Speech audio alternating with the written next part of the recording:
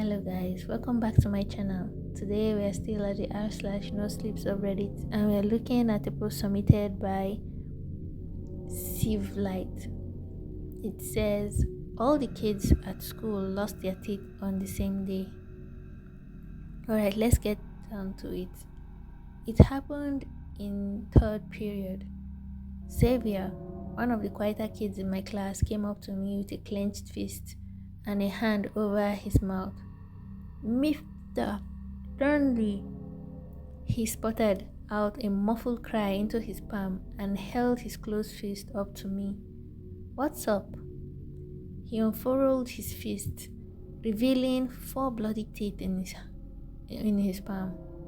I think I need to go to the north. He uncovered his mouth. His front teeth were missing, along with his bottom ones. The line between his teeth were filled with dark red. Oh my God! I cringed at the sight. Go to the nurse, Xavier. Take my tissues, I told him. I had encountered a few kids having a tooth fall out when I taught second grade. But this was my first year teaching high school kids. They shouldn't be losing their teeth unless they were getting into fights. Right as I handed him the hall pass, Jalia yelled from across the class, exclaiming that her back tooth came out. Then it was Albert, then Anthony, then Megan, then Sam, until the whole class was losing teeth. They cried, but kept wriggling at their teeth. Tiny little taps rung out on each student's desk.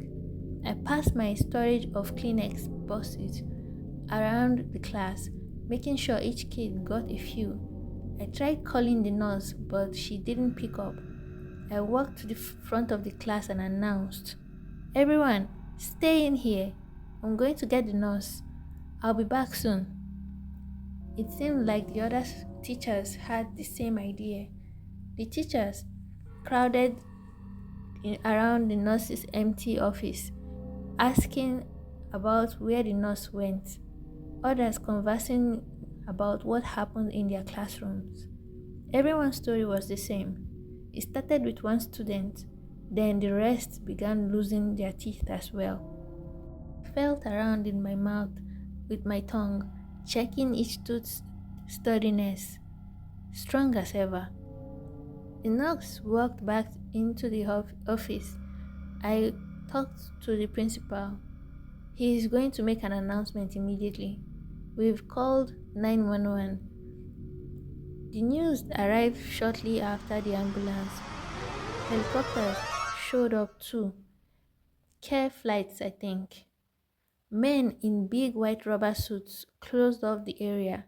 Some of them had weird looking gadgets. Over the next couple of hours, hundreds of kids with gauze stuffed mouths was sent home.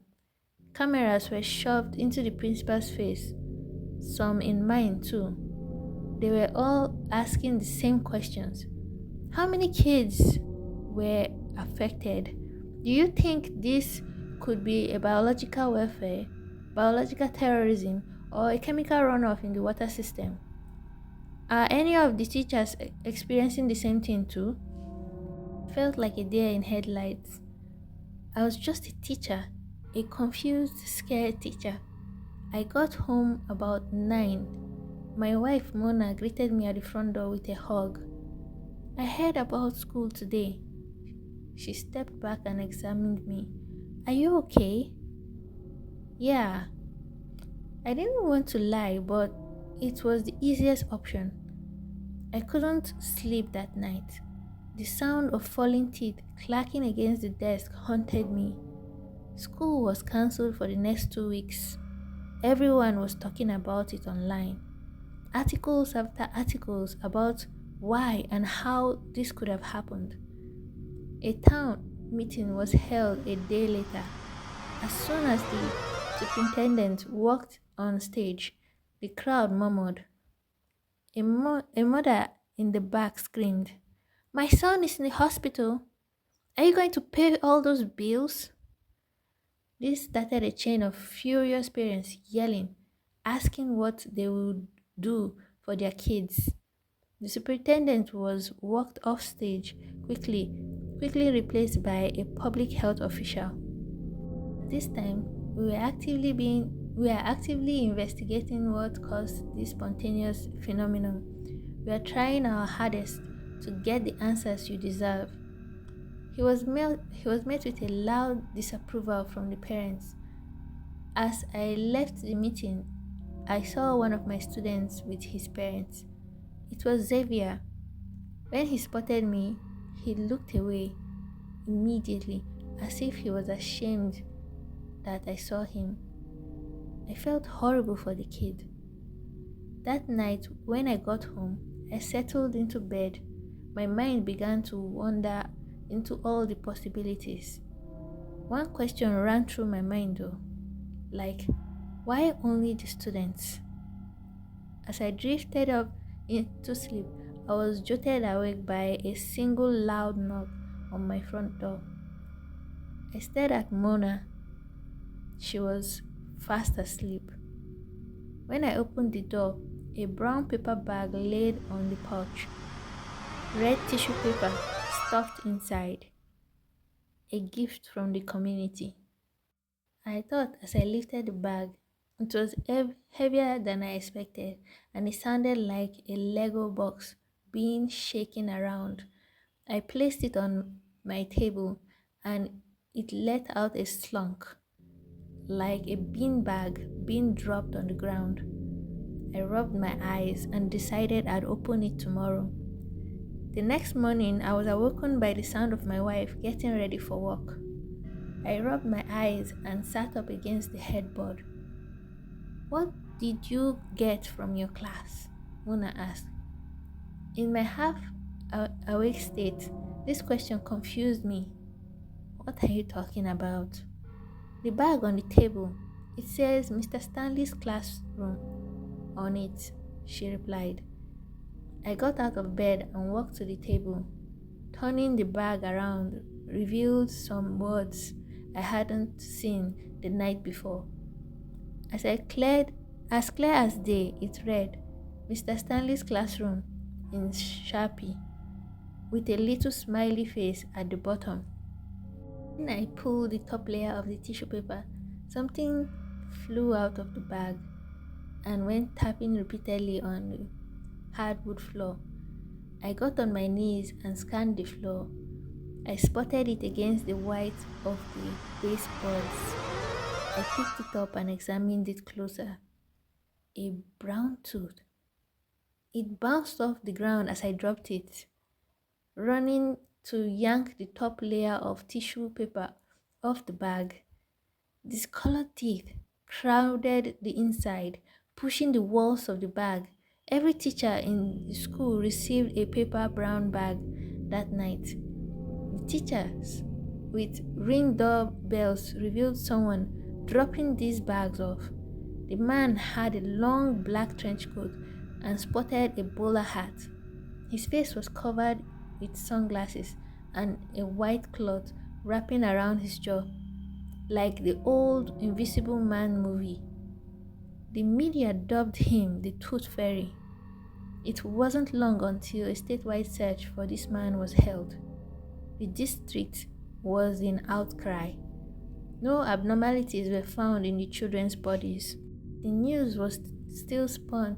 The news still spun the story that this tooth fairy might have drugged the kids or somehow used radiation to make them lose their teeth. How he got the teeth from the classrooms, no one knows. None of the cameras in the school caught him in the halls. My mom texted me and sent me a link on one of the news. "Look at you, Hollywood star. Crazy stuff. Stay safe. Love you, Mom." I don't think she really understood the magnitude of what happened, but at least she thinks I'm famous. I clicked on the video, and as soon as I did, there he was. Black trench coat, sunglasses, white face wrapping. As I spoke, stuttering on live news, like the idiot that I am, he was in the back, helping a young girl replace her gauze in her mouth. I showed this to the authorities. There was no records. He was at the school. No EMS personnel saw him. No news outlets interviewed him. The only trace of him was through the video. The police interviewed the girl that the tooth fairy was helping. Her name was Sarah. She told the police that he just walked up to her and started helping her with the gauze. He didn't speak to her, but whispered quietly under his breath as he replaced her gauze. She said it was strange because he kept the used gauze and stuffed it into his pocket. Then he walked off and started helping another kid. The police interviewed every kid at the school. They were all helped by this man. A few weeks later, and the search for this fairy died down. Kids started to get full mouth implants. Things started to get better. The town held a night of recognition for students. Every kid showed up. I saw some sporting a whole new set of pearly whites. They let few kids speak at the events and about how they got over their pain and overcame the horror. To my surprise, one of them was Xavier. When it was his turn to speak, he held the mic to his mouth and covered the bottom of his face with the other. Before he could speak, someone in the audience stood up. I was at the very back, so I couldn't see exactly who it was, but I could recognize the silhouette from anywhere. He walked down the center aisle until he reached the apron of the stage. He stared up at Xavier and lifted his open hand up towards him, gesturing to give him the microphone. Xavier obliged, and the man held it up to his covered face. He whispered something. His hushed voice filled the auditorium. I couldn't tell what he said, but the look on Xavier's face told me what the intent of those words were.